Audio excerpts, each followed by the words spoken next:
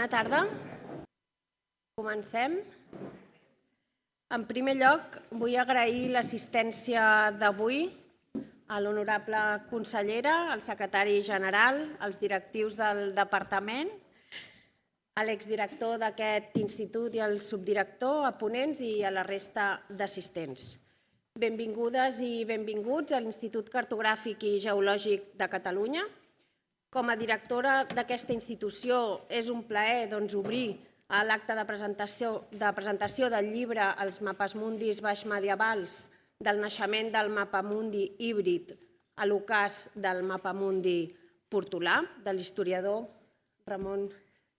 Josep Pujades, que el tenim aquí. Aquesta obra continua l'estela del seu precedent, que es va anomenar Les cartes portolanes, la representació d'una mar solcada que van publicar el 2007 i analitza l'aparició, la difusió i l'evolució dels mapamundis de la baixa medieval. Estem segurs que serà també una obra de referència a nivell internacional per a la recerca de la història de la cartografia. El llibre que avui presentem recull una gran quantitat de mapes preservats en arxius i biblioteques d'arreu del món i ofereix una descripció detallada dels mapes estudiats amb la transcripció de topònims i gentilicis per facilitar la comprensió als lectors sense coneixement previ. L'obra de Pujades destaca no només el seu rigor científic, sinó també perquè a cada pàgina es reflecteix la passió i la dedicació amb què ha estat duta a terme. És un estudi profund i reflexiu que ens proporciona un coneixement imprescindible per comprendre la cartografia que ens ha precedit. Vull donar les gràcies i aprofitar aquest moment per agrair a les persones de l'Institut que han treballat tots aquests anys en aquesta obra, que en són moltes, des de Jaume Miranda, director, fins al 2017, que sempre ha cregut en l'excel·lència de la recerca generada a Catalunya i la seva internacionalització, a totes les persones que treballen a l'equip de publicacions i a la Carme Montaner, cap de la Cartoteca fins al 2022, i a la seva successora, la Noelia Ramos. Ara, Jesús Burgueño, representant del grup d'estudis d'Història de la Cartografia de la Universitat de Barcelona, farà una introducció de l'autor, que a continuació ens explicarà el seu treball. Finalment, la consellera de Territori, la senyora Esther Capella, farà la cloenda de l'acte. Per tant, sense més, comencem. Moltes gràcies. Moltes gràcies, directora, consellera. Ramon, m'ha tocat de fer unes breus paraules de presentació, encara que ja veig per l'assistència que bona part del públic coneix personalment i podria explicar també moltes coses de Ramon Pujades i totes bones, perquè és de les persones que quan el tractes sempre et deixa sorprès de la seva capacitat de feina i de ser realment molt agut en el treball, molt precís i innovador. I m'ha tocat perquè estem en un projecte de recerca que ell en forma part, però altres persones del projecte hauria sigut millor que poguessin ser-hi, però per diversos motius no hi poden estar, començant per la Carme Montaner, que s'ha esmentat abans, pel Francesc Nadal, que és l'ànima del nostre grup d'estudis d'Història de la Cartografia, i evidentment per Vicenç Maria Rosselló. Aquí, en Ramon Pujades, amb una bonica dedicatòria en l'anterior llibre que fa parell amb aquest, l'anomena Mestre de Ciència i d'Existència, guaita i vent del meu vaixell al llarg de tot el meu viatge. No oblidem que parlem de portolans. Per tant, persona de la màxima estima pels geògrafs, historiadors i, com veiem, també per medievalistes, en aquest cas. Aquest acte penso que sí que és la culminació d'una atenció, d'uns anys de prestar atenció des de l'Institut Cartogràfic a la cartografia medieval, als portolans. Sens dubte, en el seu moment, Montserrat Galera va ser una persona decisiva en aquesta línia, que va donar lloc ja l'any 95 a una exposició de portolans al Tinell i que s'hi ha anat continuant i que, afortunadament, aquí s'hi va afegir la presència d'en Ramon Pujades. Ramon Pujades i Bataller va néixer a València l'any 72, es va llicenciar en Geografia i Història, especialitat d'Història Medieval, i finalitza els estudis,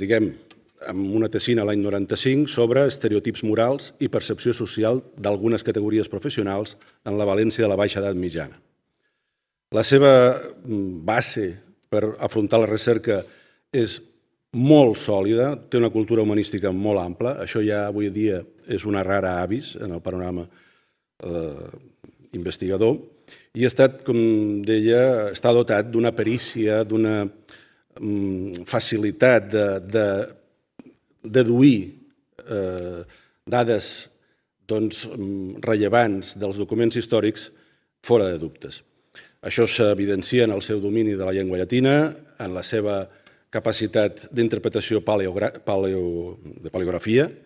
eines que són evidentment imprescindibles per fer aquesta tasca investigadora com a medievalista. Això fa que l'any 98 ja fos tècnic superior d'investigació i professor associat a la Universitat de València, però afortunadament per nosaltres aquell vincle amb l'acadèmia es va estroncar. Potser a vegades els departaments d'universitat no afavoreixen prou a les persones que s'ho mereixen, no sé si és el cas, però això al capdavall ha sigut una sort per nosaltres perquè comptem amb el seu talent al servei de la recerca a Catalunya en el seu terreny d'especialitat. L'any 2001 va ingressar al cos facultatiu d'arxivers, bibliotecaris i arqueòlegs, i això li va dur a Barcelona, a l'Arxiu de la Corona d'Aragó, on va ser cap de les seccions de la Real Audiència i del Reial Patrimoni entre l'any 2001, com dic, i el 2014. En aquest procés d'assentament també familiar a Barcelona va finalitzar la seva tesi doctoral el 2005, presentada a la Universitat de València, codirigida per Francisco Gimeno Blay i per Vicenç Rosselló, com s'ha esmentat abans, titulada «Escriure l'espai baix medieval, la producció cartogràfica en el Mediterrani occidental dels segles XIII, XIV i XV». D'aquesta tesi es deriva l'obra que és parella de la que avui es presenta, el precedent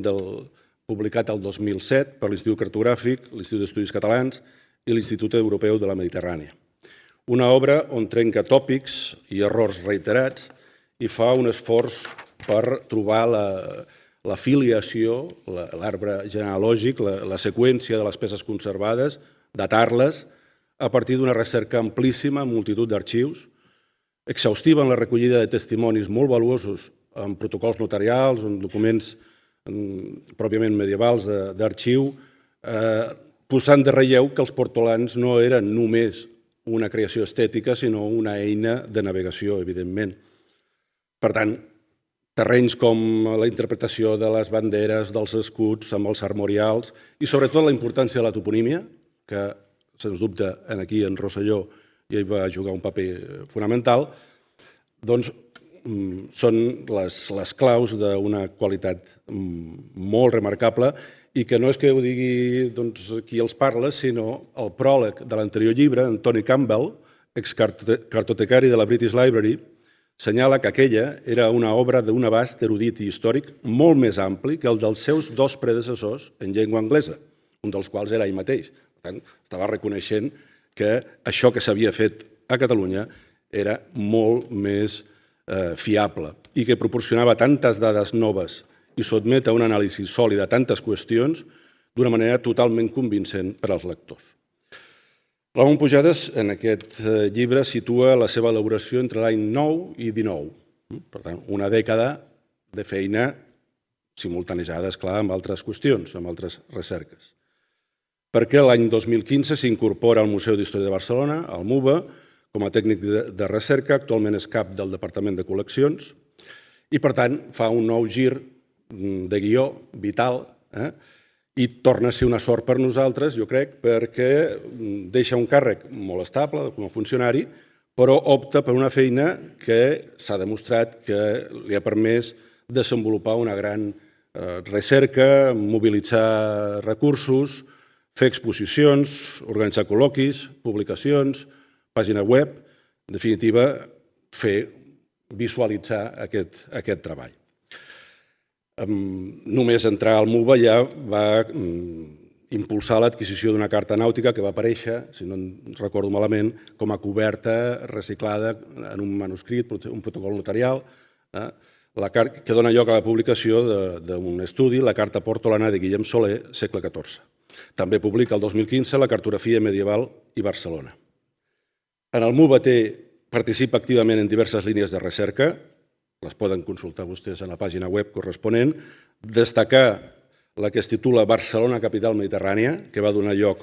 el 2019 a una magnífica exposició al Saló del Tinell, i una altra línia de recerca és justament Cartografies de Barcelona, en la qual hi entra des de la Carta Històrica de Barcelona, l'organització de les, ja portem 5 jornades d'història de la cartografia de Barcelona, coorganitzades amb l'Institut Cartogràfic, i, en fi, altres publicacions en relació amb això. Darrerament, l'any passat, va publicar també en el MUVA el llibre Pedra i Poder, el Palau Major de Barcelona, el Palau Reial, que, com ja veuen vostès també en aquesta obra i també en la seva predecessora, i aquesta que acabo d'esmentar, són obres contundents, no són en tots els aspectes, en l'aportació de coneixement i en el pes. I, de fet, en aquest llibre també el MUVA hi ha col·laborat, evidentment, hi ha intervingut com a entitat col·laboradora. Ramon dedica aquest llibre a la memòria de son pare, que retrata d'una manera que ens aboca de manera clara amb el tio Canya del Tall. La dedica a son pare i a tots aquells llauraors valencians i pagesos catalans i mallorquins que, com ell diu, en els anys més durs del menyspreu, la misèria i la foscor franquistes, es van aferrar a la llengua i la cultura dels seus pares. Ramon Pujadas, de l'Institut Cartogràfic, ens honora amb la publicació d'una obra que ha de ser referència no local, sinó mundial, en l'estudi de la cartografia medieval. I per això es fa bilingüe, català-anglès. Mai més ben fet que sigui en català, perquè era la llengua de molts dels autors de les cartes nàutiques i mapamundis que estudia. De manera que no només és natural que ho faci en català, sinó que posa de relleu l'afiliació de part d'aquesta creació. Gràcies a aquesta edició bilingüe s'evitarà el proverbial monolingüisme anglosaxó que els fa desconèixer aquelles publicacions que, com aquesta, tenen vocació universal com la tenien els propis mapamundis. Òbviament, el Ramonet de Cals Bandolers estarà ben orgullós del seu fill i nosaltres estem feliços de comptar amb la seva increïble capacitat de fer feina molt ben feta, molt rigorosa, i ara que continuem en sequera, va omplint d'aigua fresca les àmplies llacunes del nostre coneixement sobre el passat i en particular sobre la cartografia medieval. Per tant, moltes gràcies, Ramon, per la teva feina.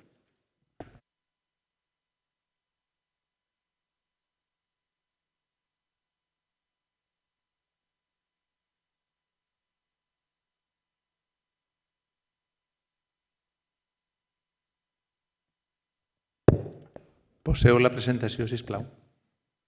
Gràcies. Com ja s'ha dit, l'obra que avui presentem és la continuació natural d'un projecte precedent publicat com a monografia de gran format l'any 2007 pel que aleshores encara s'anomenava l'Institut Cartogràfic de Catalunya, en coedició amb l'Institut d'Estudis Catalans i l'Institut Europeu de la Mediterrània en aquella ocasió. Les cartes portolanes, la representació medieval d'una mar solcada, era al seu torn la versió sensiblement ampliada i corregida de la meva tesi doctoral. El seu objectiu havia estat tractar de conèixer millor els orígens i l'evolució d'un tresor patrimonial de la cultura catalana tan complex i extraordinari com era i és la cartografia nàutica medieval. Tanmateix, la cultura catalana de la Baixa Edat Mitjana no va generar només cartes portolanes. De fet, els seus productes més mítics són dues representacions ecumèniques, el conegut atles català i el no tan reproduït, però encara més important, mapamundi català extense, que fem servir precisament com a il·lustració de coberta d'aquesta obra. Un cop assentades les bases per al nostre coneixement de les cartes portolanes, ens trobàvem ja en condicions de poder afrontar com aquestes havien arribat a quedar perfectament integrades dins del disseny cartogràfic del món conegut que mostren aquests testimonis, per analitzar també a continuació la formació i l'evolució de la part no nàutica del seu disseny i contingut toponímic, textual i iconogràfic. En efecte, a partir de l'any 1320 comencem a documentar a l'Europa mediterrània un nou tipus de mapamundi molt més realista que qualsevol dels que havia existit mai abans, el mapamundi híbrid baixmedieval. Aquest qualificatiu d'híbrid és ben significatiu i ajustat a la seva natura. Com altres arquetips de mapamundi medieval, són mapamundis circulars que representen els tres continents de l'ecúmene conegut envoltats per les aigües oceàniques. Tanmateix, en els dissenys dels litorals d'aquests tres continents hi trobem per primera vegada un clar contrast entre unes zones representades de manera força realista i unes altres que continuaren sent dibuixades de manera bastant més inversemblant.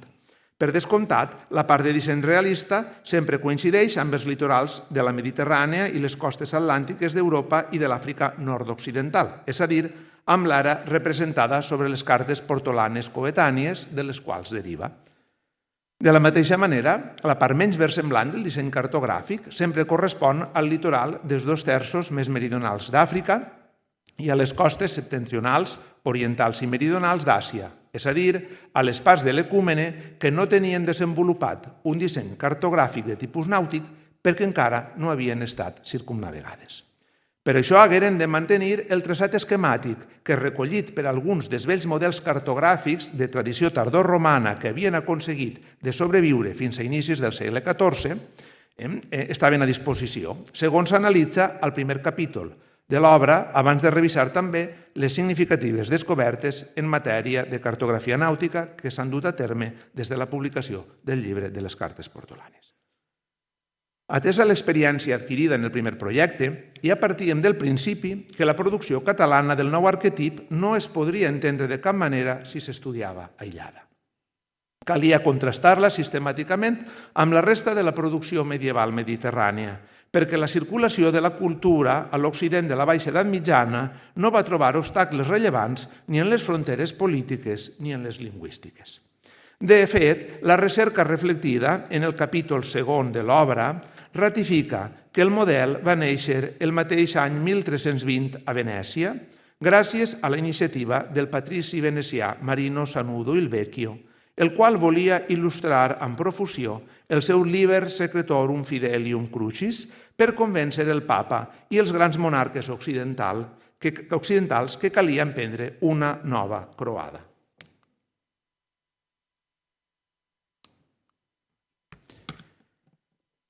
Calia emprendre una nova croada. Volia alliberar del domini musulmà la ciutat d'Acre, caiguda el 1291, deixant exposat a l'atac musulmà el ducat insular de Naxos, feud de la seva família, i tota la terra celta, Egipte inclòs. Per aconseguir-ho, va forçar la col·laboració del cartògraf lígur Pietro Vesconte, que com veieu signa l'atlas del qual forma part aquest mapa mundi, amb almenys un miniaturista avesat al nou art de la representació heràldica i amb un altre personatge anònim profundament versat en la cultura geogràfica i cartogràfica de la tradició librària cristiana, que per això mateix dominava el llatí i la complexa braquigrafia de l'escriptura gòtica textual, àmbits aquests completament aliens a la tradició formativa del cartògraf Pietro i del seu descendent Perrino, alfabetitzats només en llengua vulgar i escriptura cursiva de prosàpia notarial, com palesen les greus badades de concordança que van cometre en les seves mateixes subscripcions d'autoria. El resultat va ser aquest prototip de mapamundi híbrid, que va ser presentat després al papa i sotmès a la valoració d'una comissió pontifícia pel setembre de 1321. La comissió revisora degué suggerir part de les correccions que experimentà el model, i que aquí es veuen en el raspats que presenta aquest manuscrit, que foren adaptades com a canòniques en les posteriors redaccions ampliades del Liber Secretorum. Un dels membres de l'esmentada comissió havia estat un altre nord-italià, Fra Paulino Minorita, estretament vinculat a l'aleshores rei francès de Nàpols, Robert d'Anjou, i al també francès papa d'Avinyó, Joan XXII. Fra Paulino el va adoptar per il·lustrar el seu Compendium o Cronologia Magna, una espècie de crònica universal des dels orígens del món fins al seu temps en forma de taules sincròniques que també incorpora cartografia. En aquest cas, aquí teniu la planta de Venècia que va incorporar però va decidir importar, com havia tingut accés al model de Fra Polino, importar el model paulinià. Ho va fer, però, introduint-li al que era el model sanudià de nou mapamundi tot un seguit de modificacions, entre les quals salta particularment a la vista el canvi de disseny de la mar Càspia i la desaparició de la gran illa del golf de Guinea. Aquests canvis que teniu enmarcats. Les dues variants del nou arquetip ecumènic venecià, la sanudiana i la pauliniana, van continuar evolucionant segons s'ampliaven i milloraven les redaccions d'ambdues obres i van començar a escampar-se a mesura que es difonien les seves còpies manuscrites. Tanmateix, la versió sanudiana no va arribar a terres catalanes amb rapidesa, perquè l'enfrontament de la Casa de Barcelona amb la dinastia francesa, iniciat amb la conquesta catalana de Sicília del 1282, va deixar Jaume II fora de la llista de sobirans cristians, als quals Sanudo va remetre els luxosos exemplars miniats del Liber Secretorum. Pel contrari, la cultura catalana sí que va entrar aviat en contacte amb el Compendium o Cronologia Magna de Fra Paulino Minorita, com palesen les notes marginals coetànies en català que porta un dels manuscrits més antics des que contenen aquesta versió del Mapamundi, el preservat a París. El resultat seria el primerenc naixement del que defineixo en aquesta obra com el Mapamundi portolà català, el que ofereix la il·lustració que veiem a la coberta. El seu patró va ser definit al llavors encara Regne Privatiu de Mallorca de la mà d'un mestre de cartes de navegar que formava part de la important colònia de genovesos establerta a l'illa, Angelino Dulcetti o de Dulceto. Aquí, es veu una mica l'evolució de com en les versions posteriors els espais més septentrionals, com la zona de la península escandinava, van canviant. I aquí teniu la primera carta signada per Angelino Dulcetti el 1330. Ja es veu com incorpora elements del que era el mapamundi híbrid en l'àrea perifèrica i en els espais interiors. El citat procés de transformació, perquè Dulcetti continua treballant, el citat procés de transformació del que fins llavors havia estat un petit model de menys de 30 centímetres de diàmetre i que només havia circulat com a il·lustració en els manuscrits de les dues obres esmentades, en el Mapamundi portolà monumental exempt s'hi dedica el capítol tercer de l'obra. Amb un diàmetre predominant d'uns 2 metres de radi, el nou patró portava integrada una carta de navegar a una de les escales habituals en la producció del moment amb tota la seva toponímia. Aquesta hi havia vist completat el seu contingut toponímic i textual a la perifèria amb tot un seguit de textos i toponímia que tampoc no figuraven en l'arquetip venecià del mapamundi híbrid perquè havien estat extrets majoritàriament del llibre de meravelles de Marco Polo abans no fos traduït al català. D'aquí també la seva gran acceptació entre les elits locals. Per demostrar-ho, el capítol analitza sectorialment la formació i evolució de tot el contingut cartogràfic, toponímic, textual i ornamental del patró d'aquest nou mapamundi portolà monumental, contrastant-lo element per element amb tota la producció de cartografia nàutica prèvia que s'ha conservat. El resultat d'aquest contrast resulta inapel·lable per a qualsevol persona que s'hi vulgui acostar a la matèria sense prejudicis ètnics o nacionals. Per més que s'hi hagi volgut i es continuï presentant sovint la figura del miniaturista jueu mallorquí Cresques Abraham, autor de l'Atles català de 1375, com una mena de savi set ciències i poliglota, creador d'un patró revolucionari únic, la realitat és que no hi ha element del disseny cartogràfic, topònim, text o motiu iconogràfic de la part del seu contingut que s'ha pogut documentar sobre obres anteriors que no tingui precedents directes en la cartografia d'arrel dulcetiana i que el contingut datable de les parts no recollides en les altres obres preservades respon igualment a la realitat històrica dels anys 30 i 40 del segle XIV, època en la que treballava Dulcetti, no en la dels anys 70. De la mateixa manera, les notícies aportades pel buidatge de la documentació històrica palesen que el model, lluny de ser excepcional, va ser reproduït ad nauseam,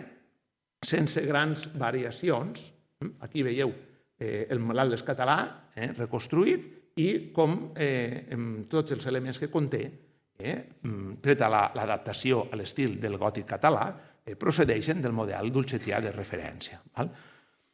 Aquest patró, com deia, va ser definit al llavors encara Regne Privatiu de Mallorca de la mà d'un mestre de cartes de navegar que formava part de la important colònia genovesa establerta a l'illa, que era Angelino Dulcetti o de Dulceto.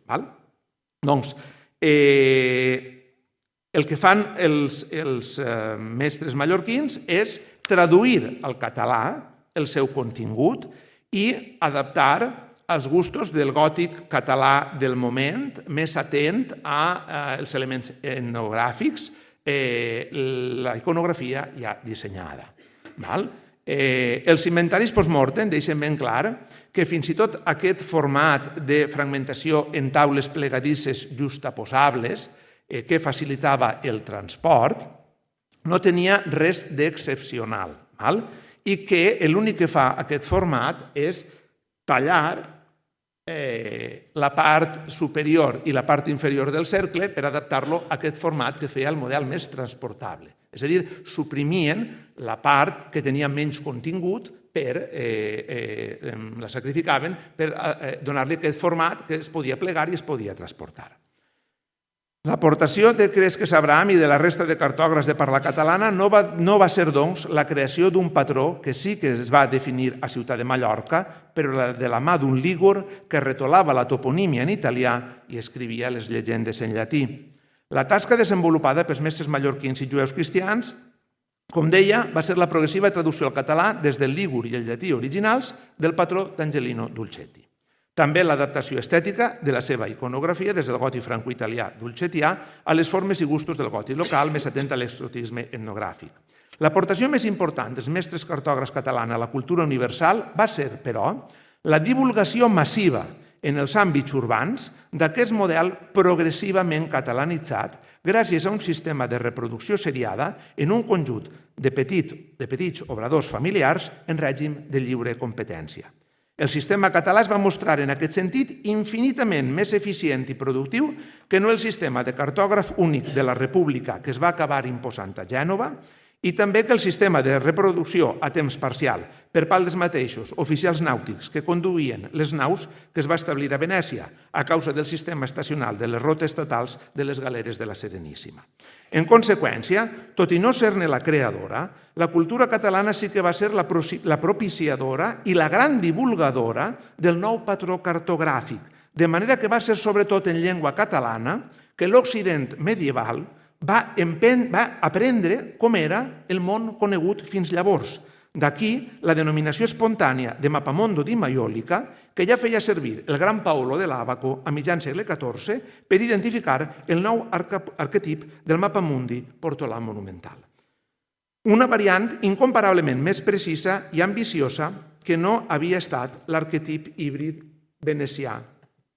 original, com podem comprovar sobre aquest únic exemplar complet existent, el Mappamundi català extense del taller de Pere Rossell, elaborat vers l'any 1463, el qual va poder sobreviure gràcies a la seva escala excepcionalment petita. Fa uns 130 centímetres de diàmetre front a entre els 2 i 4 metres que feien els més grans. Això li va permetre sobreviure en el context bibliotecari de les biblioteques dels ducs de Ferrara i encara es conserva a Mòdena. Bastant ben conservat, com veieu, meravellosament conservat. El català va ser així l'arquetip cartogràfic que va preparar les ments occidentals per a la gran obertura dels espais que no per casualitat va caracteritzar els segles XV i XVI i que ha determinat la història posterior de tota la humanitat.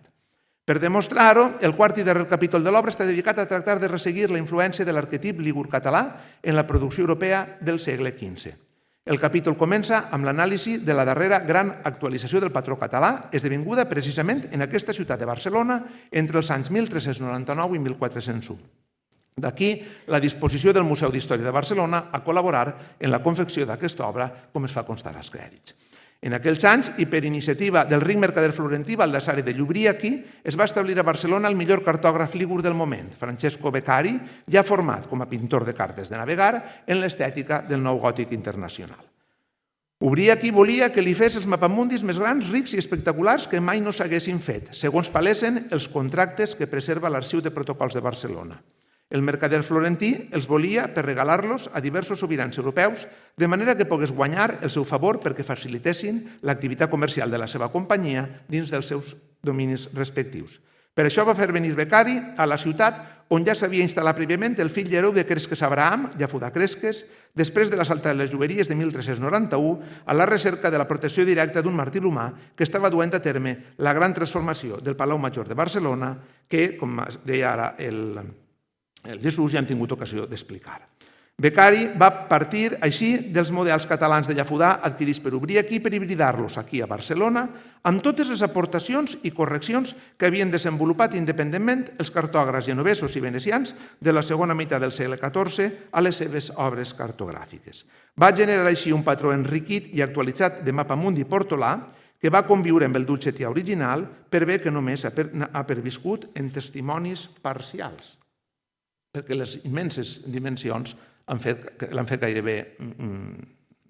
impossible de preservar-se, excepte en trossos reaprofitats.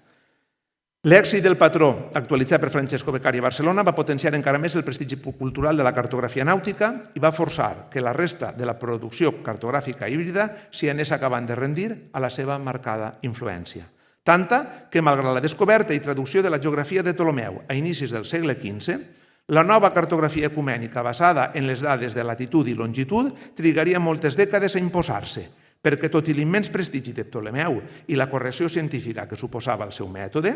la incapacitat per a mirar la longitud amb precisió feia que els models ptolemaics resultessin incòmodament grollers per a unes elits urbanes acostumades a veure representat el món amb el realisme i la precisió que venia oferint la cartografia de tipus nàutics, ni que ho fes sobre unes bases científicament més problemàtiques com eren les direccions de brúixola. Evidentment, tota aquesta argumentació que recull el primer volum o primera part profusament il·lustrada descansa sobre l'autèntic cor d'aquesta obra, constituït per la segona part o segon volum, malgrat la seva aparença més humil, perquè no porta il·lustració.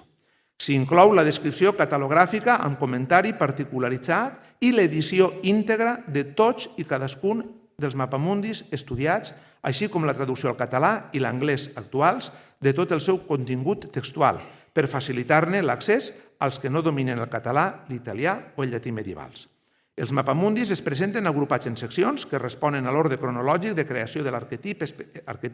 específic de referència i les diverses còpies o versions derivades de cada arquetip cartogràfic, també ordenades cronològicament, sempre dins dels límits relatius que imposa la manca de datació expressa d'una gran part dels exemplars. A tot aquest esforç de descripció i d'edició s'hi sumen en aquest segon volum 3 grans apèndixs. L'apèndix 1 recull la descripció i edició de 2 obres que no podien ser incloses directament en la selecció per les seves característiques diferencials, però que calia relacionar comparativament amb la resta d'obres estudiades. L'apèndix 2, dedicat a la toponímia, s'ha subdividit al seu torn en 2 extenses taules. La taula A compara l'edició íntegra de la toponímia litoral continental dels mapamundis portolans catalans amb els patrons toponímics seguits pels cartògrafs nàutics que van treballar abans de la confecció de l'Atles català del 1375. A més d'identificar la correspondència amb els topònims actuals, s'hi arrengleren les formes de cada topònim en totes les obres editades per tal de mostrar amb claredat els precedents directes de cada cas. La taula B fa el mateix amb la toponímia interior, però només amb les poques cartes portolanes anteriors a 1375 que havien estat enriquides amb toponímia interior. Finalment, a l'apèndix 3, el lector trobarà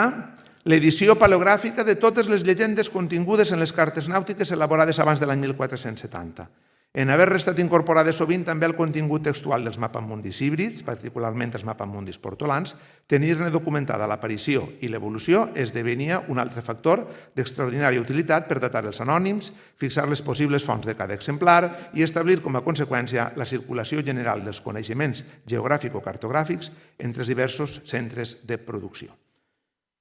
L'edició de les peces seleccionades i els 3 apèndixs descrits han representat una quantitat ingent de treball que suporta tot l'estudi previ i que jo mai no hauria pogut dur a terme tot sol.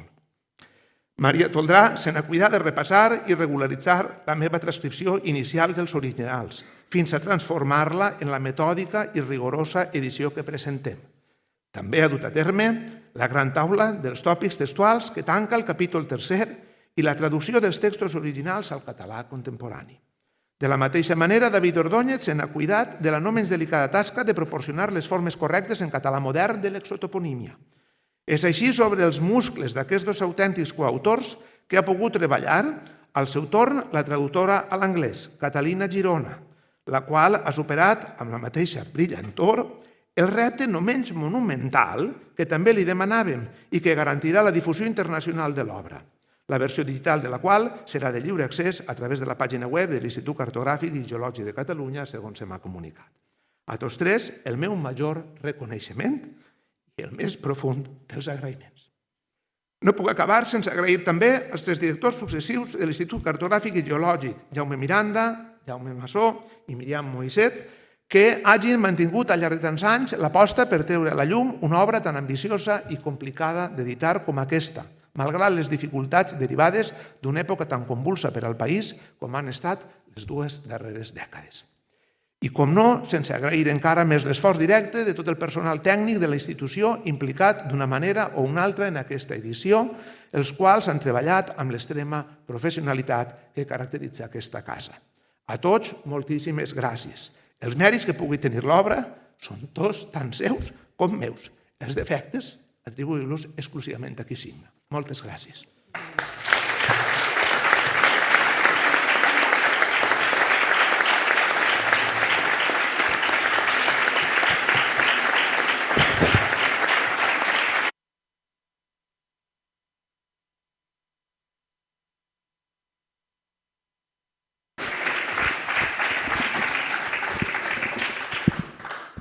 Bé, molt bona tarda, senyor Joan Jaume Iom, secretari general del Departament de Territori,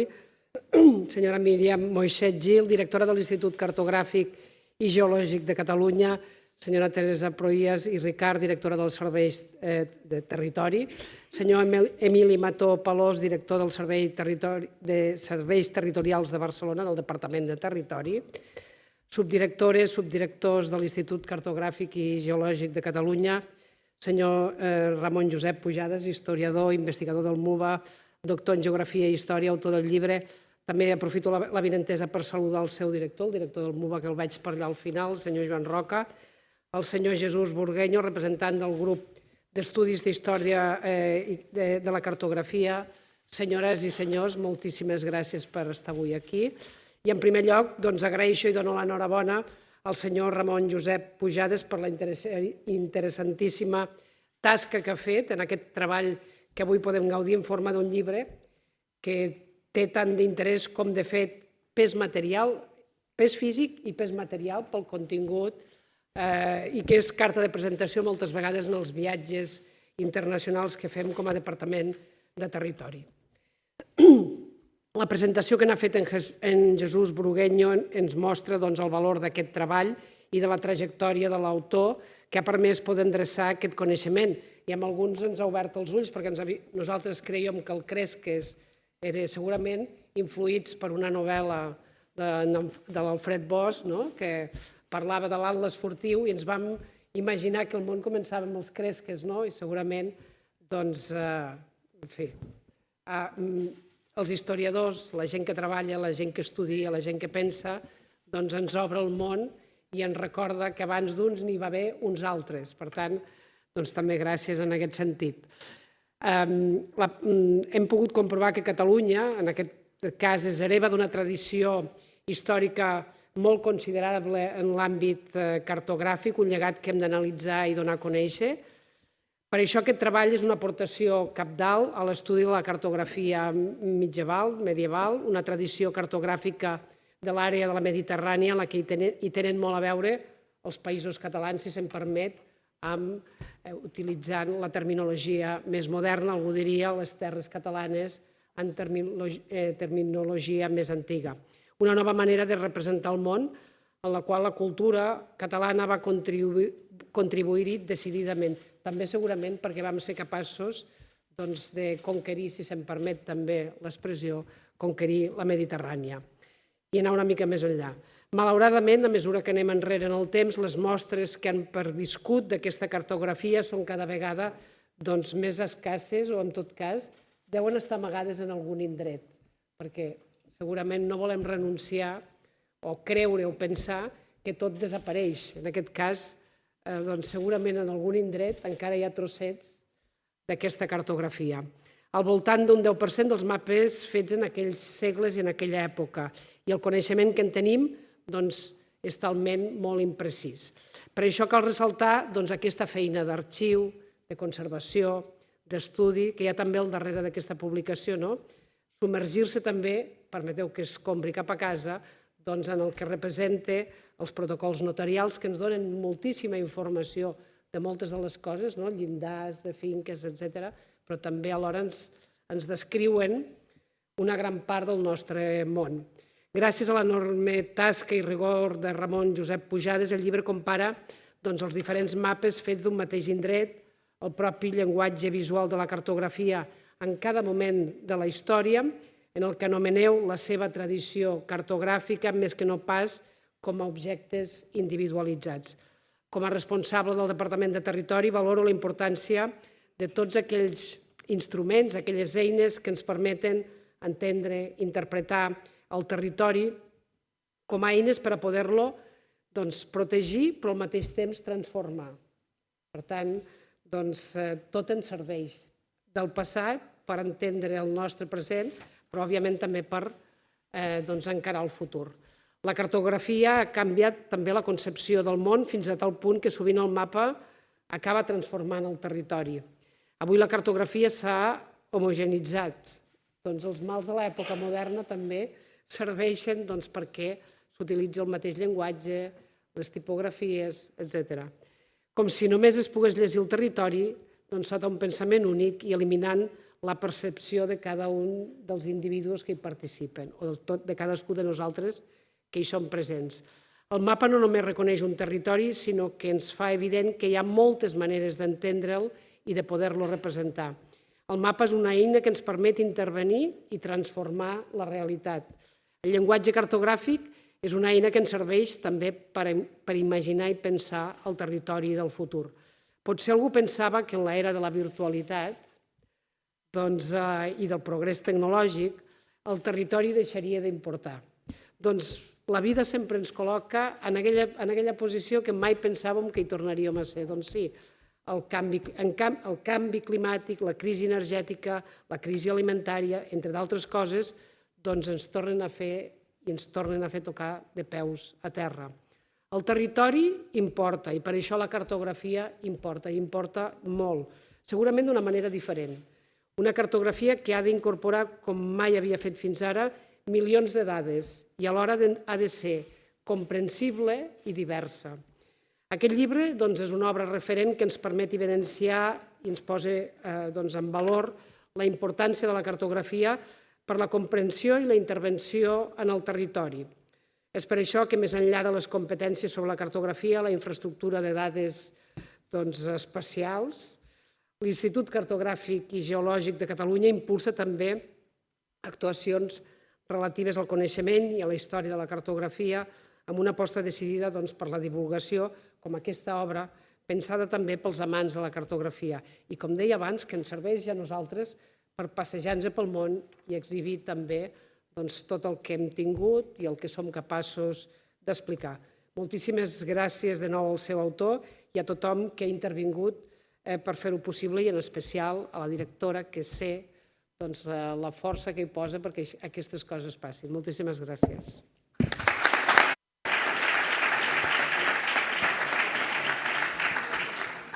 Doncs, sense més, si voleu, podem pujar a la sala de dalt, la sala d'exposicions, que tindrem una mica de cava i podrem veure els exemplars que hi ha allà exposats. Moltes gràcies.